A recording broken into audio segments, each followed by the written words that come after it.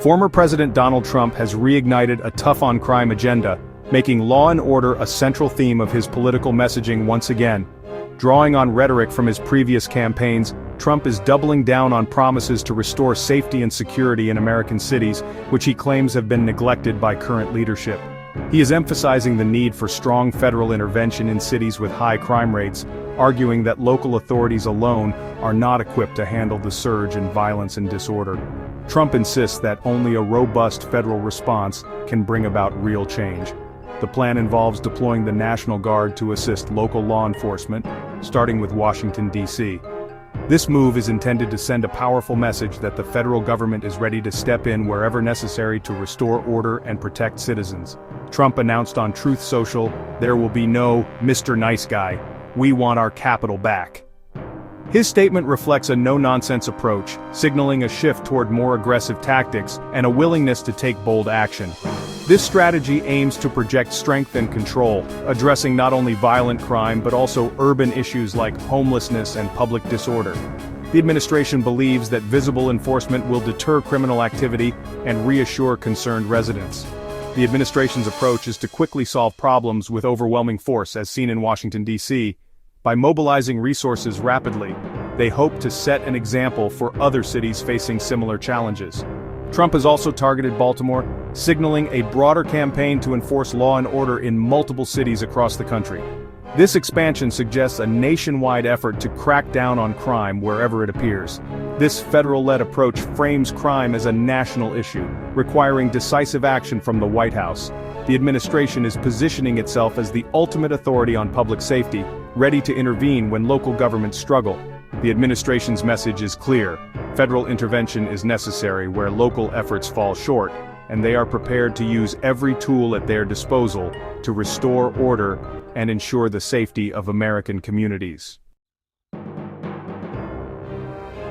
Washington, D.C. became the first major test of President Trump's aggressive new crime-fighting strategy, a move that would soon capture national attention and spark debate across the country.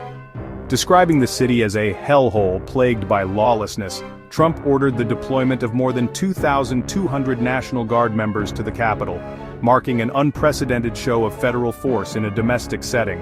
The operation was designed not only to reclaim the Capitol from rising crime, but also to reassure anxious residents and visitors that the city was under control and safe once again. U.S. Attorney General Pam Bondi reported that over 700 arrests were made within days of the deployment, a figure touted as evidence of the operation's swift impact. Trump quickly declared the city safe, holding up the operation as a model for how federal intervention could restore order and security in troubled cities nationwide. The administration celebrated the outcome as a major victory, using the success story to justify a broader agenda of federal involvement in local law enforcement. The D.C. operation established a clear playbook: identify a city in crisis, deploy the National Guard, and publicize arrest statistics to demonstrate immediate results. This approach often bypasses local leaders and city officials, positioning the federal government as the ultimate authority in matters of public safety and order. The events in Washington, D.C. set a powerful precedent, laying the groundwork for similar federal interventions in other major urban areas across the United States. Trump identified Chicago as the next city needing federal intervention, criticizing its leadership. Chicago's crime statistics, including a high number of homicides, support the administration's claims. The plan mirrors the D.C. strategy: deploy the National Guard to supplement local police. This move challenges the authority of Chicago's Democratic leadership, framing crime as a political battleground. The focus on Chicago is both a practical plan and a symbolic gesture. Chicago's leadership swiftly opposed the proposed National Guard deployment. Mayor Brandon Johnson criticized the plan as uncoordinated and unwelcome. He emphasized local control and community-based solutions over federal intrusion. Illinois Governor J.B. Pritzker echoed this sentiment, stating no federal assistance was requested. Their united front portrays the intervention as a hostile takeover of local responsibilities. They argue public safety is best managed by those who understand local complexities. This clash highlights a conflict between federal and local authority. Chicago's leaders insist on their right to govern without interference from Washington. The debate over deploying the National Guard to Chicago has become a flashpoint, highlighting two fundamentally different approaches to fighting crime and maintaining order in American cities. The Trump administration advocates for a strong, centralized response, relying on federal power and a visible show of force to impose order and deter criminal activity. Supporters argue that only the federal government has the resources and authority to tackle surges in violence quickly and decisively.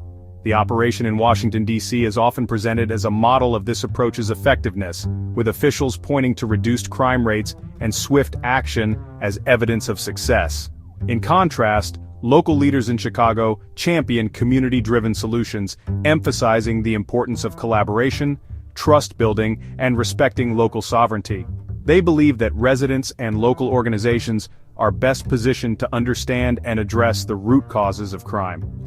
These leaders argue that lasting solutions must come from within the community itself, through investment in social programs, education, and economic opportunities that address underlying issues.